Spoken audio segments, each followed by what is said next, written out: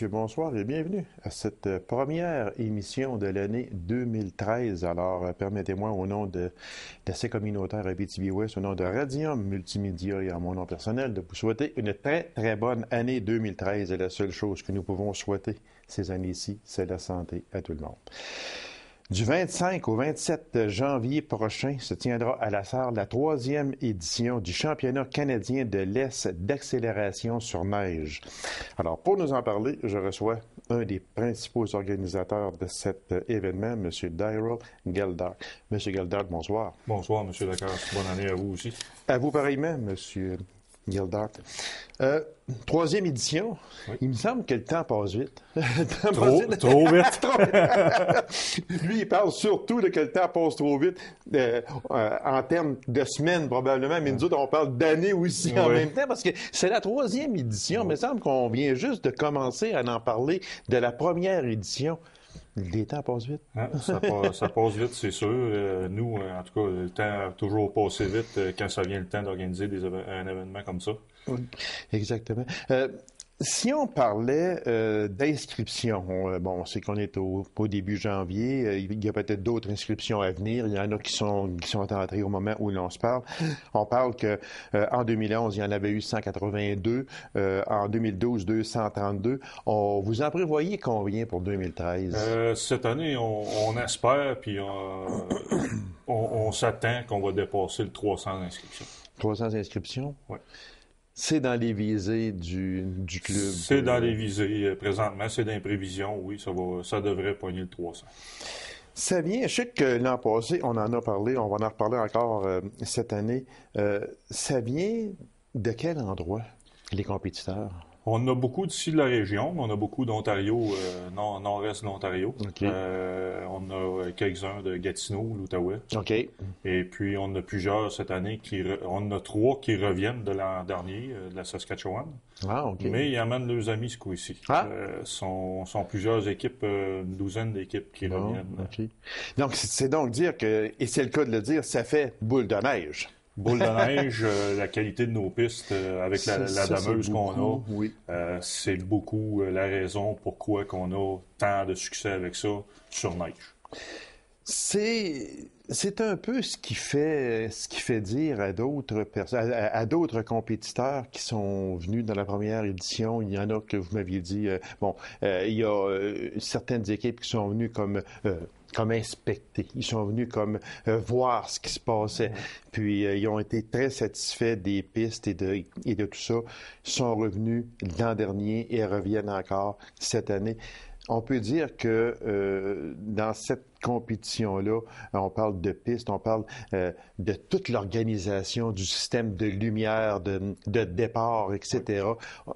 C'est professionnel. Oui, c'est un gros investissement à ce niveau-là. Juste le système de lumière, on en avait parlé la première édition. Quand on s'est décidé de la faire, la première édition, ça prenait un système de lumière professionnel de ce type-là. Et puis, on l'a eu au coût de 17 000 au complet. Okay. C'est beaucoup d'investissement pour être capable d'accueillir des événements professionnels comme ça.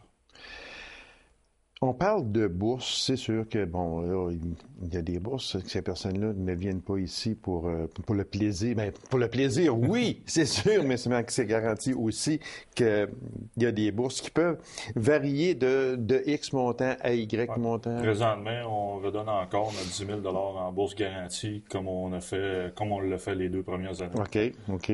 Plus le 100% payback qu'appelle, c'est toutes les inscriptions sont remises en bourse. Ah, OK, exactement. Ça peut totaliser jusqu'à peu près 25 000 30 000 Ça peut aller de... plus d'inscriptions qu'il y a, plus d'argent qu'il y a. Exactement. Fait que ça peut aller, comme vous le dites si bien, autour de 25 000 et plus, si possible, selon les inscriptions données. Exactement. Dans ça, M. Geldart, on dit qu'il y a des bolides qui peuvent filer à plus de 200 km/h. Ouais, Vous êtes un amateur, vous avez des motoneiges, j'en suis persuadé de ça. Moi, 200 km/h assis dans mon char à rouler, j'aimerais pas ça trop, mais si on me demande de le faire, je vais le faire. Mais sur un bolide comme une motoneige, Ça doit être tout un feeling, comme on dit. C'est un trip d'adrénaline, qu'ils disent. Oui, 200 km/h, je sais pas ce que ça traduit. Je suis habitué, vieux de la vieille, 1000 à l'heure. Ben, c'est environ 120, 525 000 à l'heure. Plus que ça, on pogne 130, 135. L'avez-vous déjà essayé? Vous? Moi, je l'ai déjà essayé, oui. Oui? On file pas bien pesant sur la motoneige. Je pensais qu'il disait on file pas pour donner trop tôt un petit coup à gauche, un coup à droite. Il faut que ça s'en aille à droite. On souhaite pas pogner une petite bosse. Non, hein, parce que ça doit être. Mais comme vous le dites si bien, c'est sûr que les maniaques de motoneige, les maniaques de vitesse, ça, il y en a toujours eu dans n'importe quel sport ou à peu près. Puis c'est dans eux autres. Oui, puis ils sont rendus, la technologie est là, ils sont rendus avec des bolides qui développent plus que 300 puis 400 forces de moteur. Ah, c'est terrible. Quand vous pensez que votre véhicule a peut-être bien 200 forces de moteur, oui, puis il pèse 4000 livres, le motoneige pèse 600 livres, puis il en a 400. Est-ce qu'on peut dire que quand ça roule à 200 km/h, là, on n'a pas de... Non. Ça pèse rien, là, à ce moment-là. Ça pèse rien, puis faut pas faire de faux mouvements non plus. Non, exactement. Fait que c'est vraiment à voir. Il faut avoir les nerfs solides aussi, sûrement. Ah, mais les gars qui font ça, ils ont les nerfs. Je pense que oui, hein, sûrement. Mais il faut aussi, Monsieur Gildart, si on passait en revue du 25 au 27 janvier prochain, ça commence le vendredi, n'est-ce pas? Oui, vendredi le 25, c'est l'accueil des compétiteurs, puis finaliser leurs inscriptions, inspection des machines. Ça, c'est nouveau cette année pour être capable et en mesure de respecter notre horaire. Du samedi et du dimanche, donc l'heure prévue de départ, l'heure de finir aussi. Oui. On a changé ça, ils ont jusqu'au vendredi soir à 10 heures pour passer leur machine à l'inspection puis finaliser leurs inscriptions. Donc, le samedi matin, on n'accepte pas. Venez pas le samedi matin. Vouloir t'inscrire, il est trop tard. C'était vendredi jusqu'à 10 heures du soir. Jusqu'à 10 heures du soir. Qui fait cette vérification-là? C'est quoi? Disons, pour le... C'est une inspection mécanique qui est faite par des techniciens qu'on a, incluant moi-même. En tant que directeur de course, c'est à ma charge de faire sûr que c'est bien fait. C'est fait égal pour tout le monde.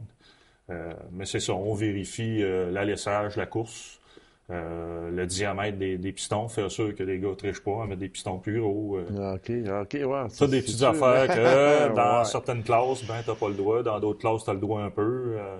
Plus tu grossis de classe, plus t'as le droit de faire des choses. Ah, OK, oh mon Dieu. Aussi, on parle d'essais libres, s'il y en a possiblement. Les essais libres le vendredi pour ceux qui sont inscrits. Ah, OK. Oui. Faut être inscrit. C'est pas juste tu t'en viens t'essayer, puis ça fait pas ton affaire, je m'inscris pas. OK, non, il faut que tu sois inscrit. OK. Puis on termine le vendredi avec la réunion des compétiteurs. Oui, la réunion des compétiteurs. Ça parle de quoi, cette réunion-là? Ah, c'est pour mettre les points saisis, c'est règlement, tout ça, de la manière qu'on veut procéder la journée de course. C'est ça. Vous n'avez pas le droit de faire telle chose. C'est ça, faire sûr qu'ils respectent les limites de vitesse d'un puits. OK. On va passer au samedi, mais là, ce sont des compétitions. Et on répète très bien aussi que l'inscription, à partir du samedi matin, il n'y en a plus. Non, il n'y en a plus. C'est vendredi soir, 10h, that's all. OK. Fait que le samedi, une compétition. Oui, on va débuter la journée avec les compétitions. On va se rendre jusqu'aux semi-finales et aux finales, comme on l'a fait les 2 dernières années. Donc, toute l'élimination va se faire le samedi. Puis, durant nos arrêts de réparation de piste de départ, cette année, une nouveauté, c'est qu'on a le spectacle de freestyle Desjardins. C'est quoi ça exactement, monsieur? C'est des sauts en motoneige avec de l'acrobatie, comme on voit souvent à la TV ou X-Games. Oui, OK. Bon, on a une personne locale avec un de ses amis de l'extérieur qui nous font un spectacle. Ça va être environ 3 spectacles de 15 minutes qui vont avoir lieu. Ça, c'est nouveau, ça? Oui. De cette année? De cette année. Fait qu'on espère que le monde va apprécier ça. Sûrement. Durant les temps qu'on répare la piste. Les temps morts, les temps morts, comme ça. ça donne de quoi aux spectateurs à voir quand même. Exactement. À le garder intéressé à rester là. Puis nous, ça nous donne le temps un peu de respirer puis de ne pas être obligé de tout le temps pousser les machines au bout pour essayer de réparer les pistes. Et refaire les pistes aussi, c'est important. On est rendu au dimanche maintenant. Ouais. Dimanche, rendu au dimanche matin, on commencera avec les semi-finales et finales pour terminer l'événement. Et puis la remise des bourses vers 5h, 6h là, dans le relais qu'on va remettre aux gagnants. OK. Fait que c'est une belle fin de semaine, encore une fois, c'est les 25, 26 et 27 janvier 2013. On parle d'informations aussi générales. Il n'y a pas de stationnement sur le site. Ça, c'est important de le dire. Très important, aucun stationnement sur le site. Et puis, en plus, cette année, dans le passé, on a eu de la misère. Le monde vient de stationner chaque bord du chemin qui fait accès à notre terrain. Cette année, stationnez pas là, vous allez vous faire remorquer. Bon. On a été bien avertis par la Sûreté du Québec, les ambulanciers, les pompiers, pour qu'on ait un accès libre et sécuritaire au terrain. Venez pas stationner sur le bord du chemin. On a 3 endroits à stationner que les autobus vont passer. Au Parc Équestre, au Colisée de la Sarre, au Motel Villa Mon-Repos et l'ancien Pneu Vision 2000 qui est un petit peu de travers en avant. Un petit peu, exactement. Ça, il y a des stationnements là qui sont disponibles pour les véhicules. Fait que c'est quand avec même... ces 3 stationnements-là. Là. Oui, c'est grand. C'est grand quand on parle du Colisée de la Sarre. Là. Il y en a du monde. Il n'est pas supposé de manquer de stationnement. On peut stationner. Le Parc Équestre, c'est la même chose. Grande cour aussi au Villa Mon-Repos, etc. Fait que vous n'avez pas raison de ne pas d'aller vous stationner dans un endroit qui est On va avoir du monde interdit. en barricade cette année qui vont surveiller si vous n'avez pas de passe de véhicule pour rentrer. Vous n'avez pas le droit d'y aller. Et là, service de navette qu'on parle pour 15 minutes ou environ. Là, avec les 3 arrêts, ça devrait être aux 15 minutes, pas de problème. Ça l'était avant, puis on avait plus d'arrêts que ça. Course mini, 120 cc pour enfants? Oui, ça revient cette année.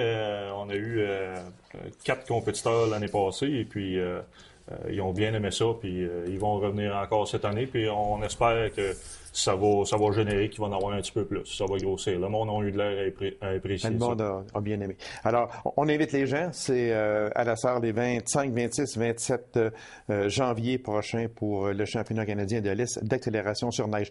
Très vitement, on va parler aussi circuit d'accélération de motoneige d'Abitibi-Ouest. Oui, la saison régulière, la série Cinto Racing, ça s'appelle. Débutera le 12 janvier à la Sarre. Suivi d'une course pour la première fois, on s'en va en dehors à Cochrane le 2 février. C'est beau. Et puis on revient le 16 février à la Sarre et on finit la saison le 2 mars à la Sarre.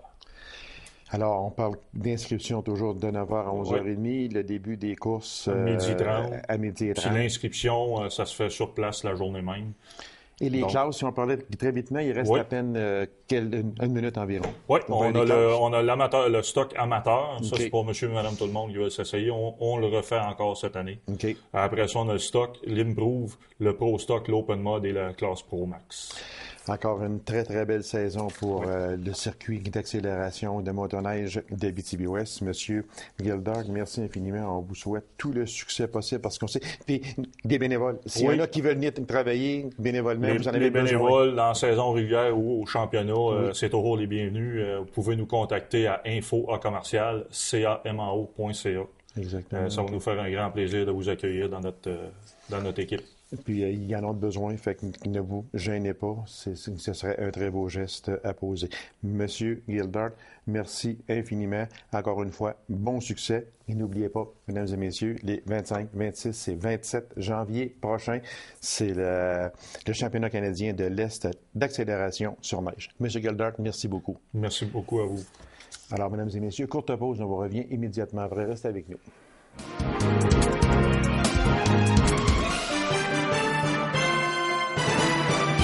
La 50e édition du tournoi Bantam de la Sarre arrive à Grand-Port. Alors, il est de coutume, à chaque année, elle vient nous voir, c'est son habitude et c'est avec toujours grand plaisir qu'on la reçoit. Elle vient nous parler d'hébergement, c'est sûr, parce que c'est un sujet qui est très important à la bonne marche de ce tournoi. Et également, nous allons toucher le sujet des activités de ce 50e anniversaire du tournoi Bantam. Alors, mesdames et messieurs, là, toujours très gentille, Madame Cécile Poirier. Bonsoir, Madame Poirier. Bonsoir.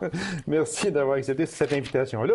C'est une coutume, puis c'est une coutume que l'on ne perdra pas, j'en suis certain, parce que le tournoi Bantam.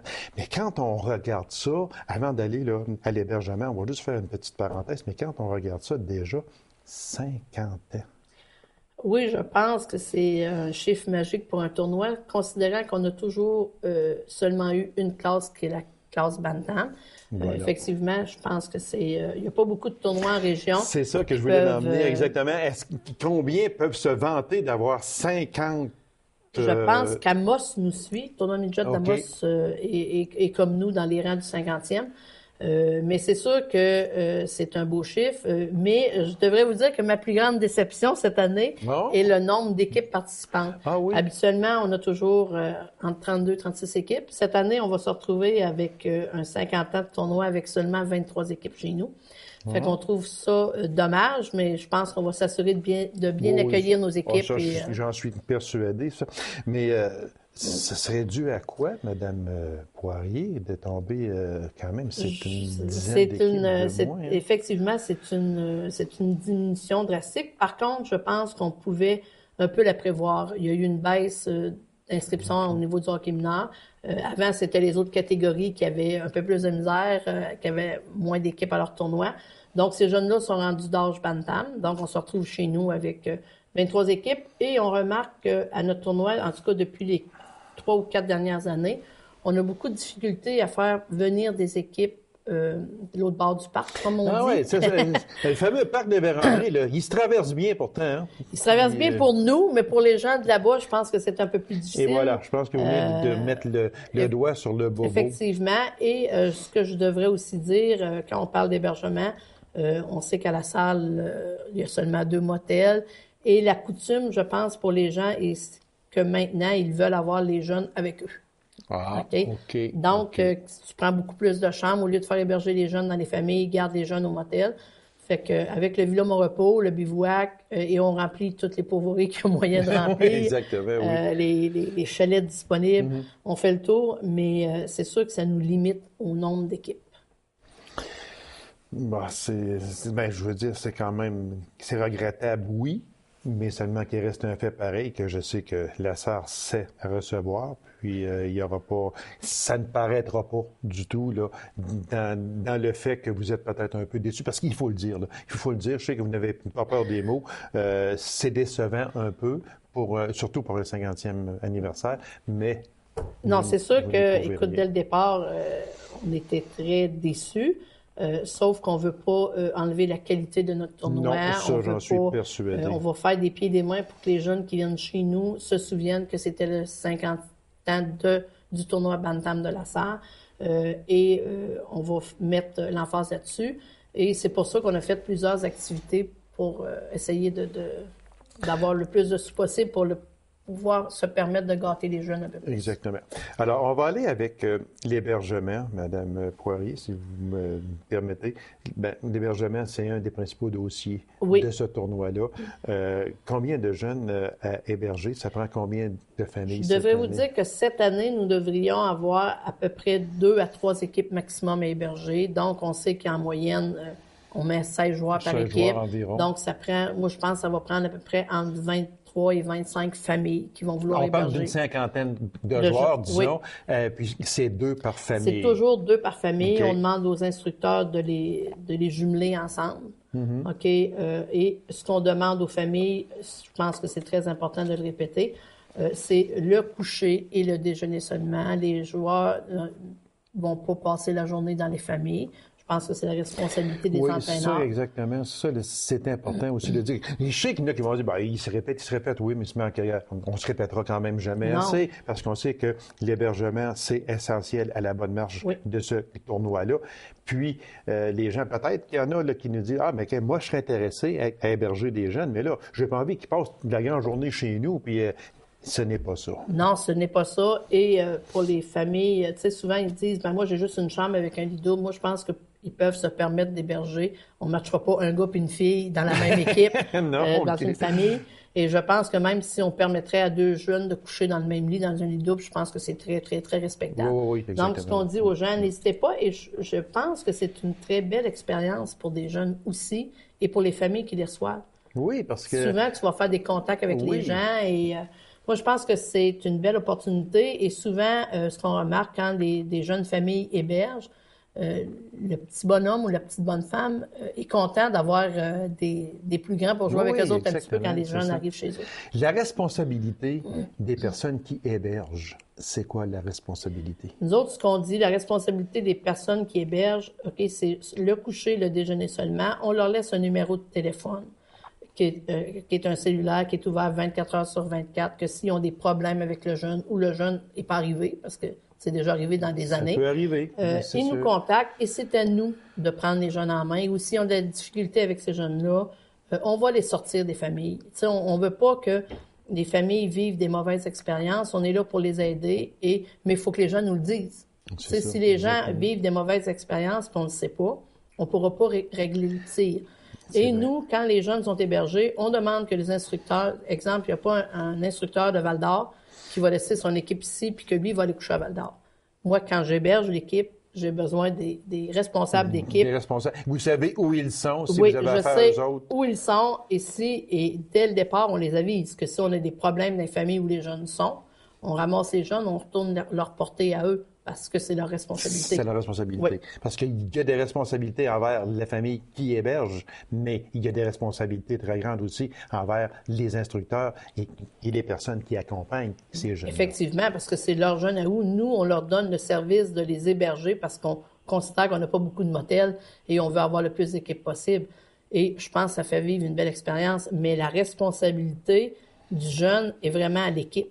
C'est ça, exactement. Prioritairement. Voilà. Système de transport? Oui, système de transport est toujours en place. Exemple, une famille qui héberge, qui a des jeunes enfants, puis que le jeune joue à 9 heures. Parce que nous, on ne retourne pas les enfants vraiment avant 8 ou 9 heures, là, le soir chez eux.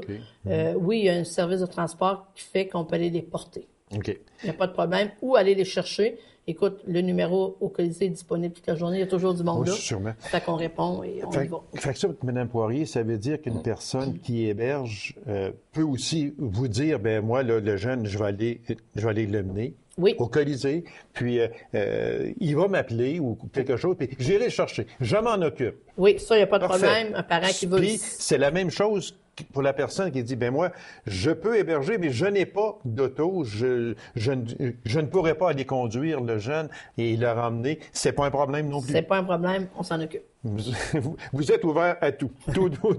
Alors, il y a un système de transport également.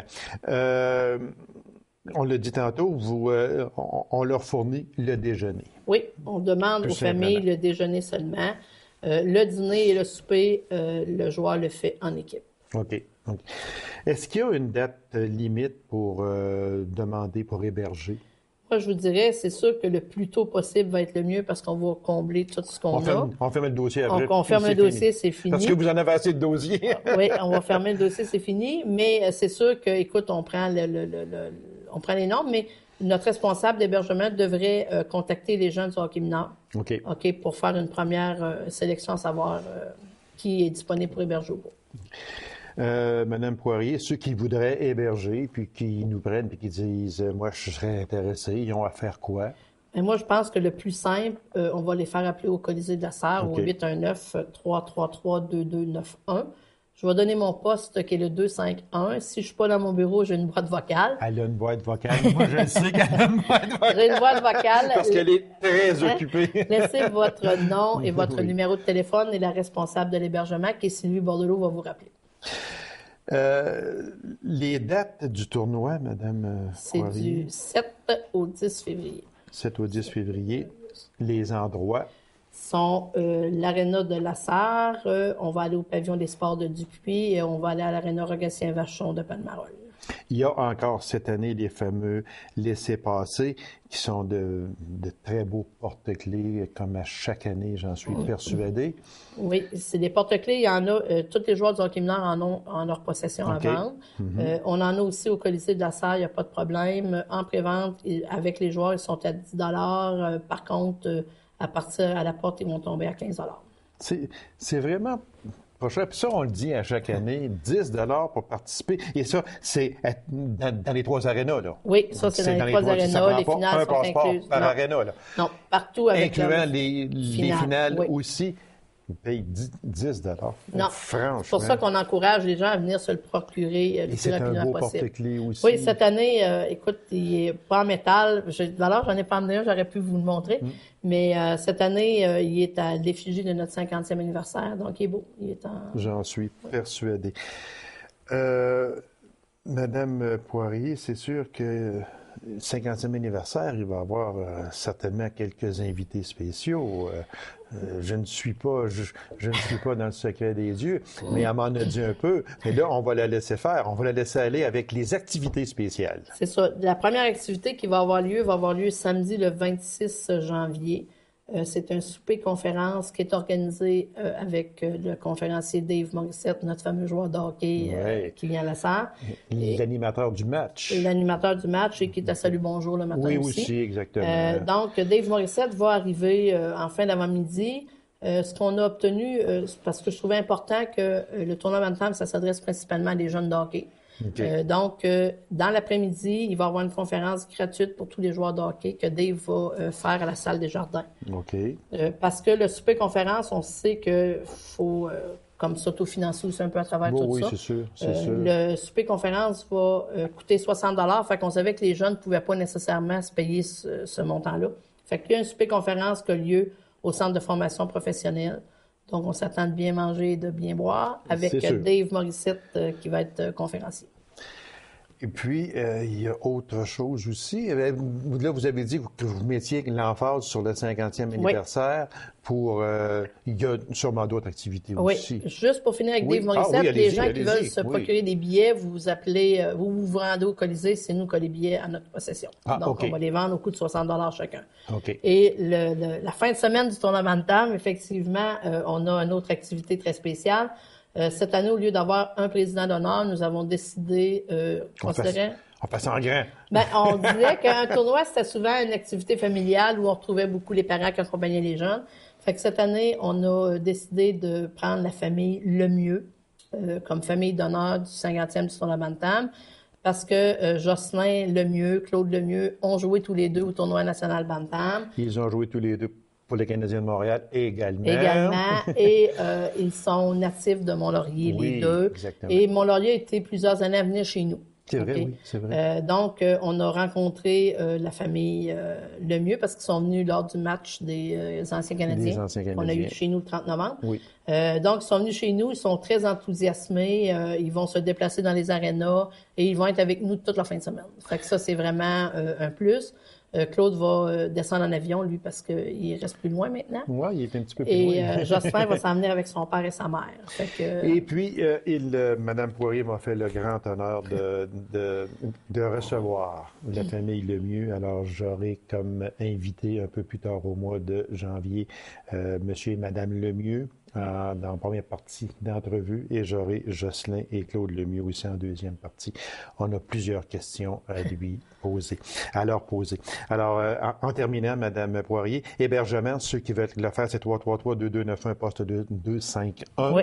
Et puis, on invite les gens à se procurer des passeports pour les 3 arénas de La Sarre, Dupuis et Palmarol, 7-8 février. Du 7 au 10 février. Du 7 au 10 février. Madame Poirier, merci infiniment. On va vous recevoir un petit peu plus tard pour parler de cédules. Merci. C'est moi qui vous remercie. Alors, mesdames et messieurs, merci d'avoir été là. On s'en rendez-vous à une prochaine émission. Au revoir.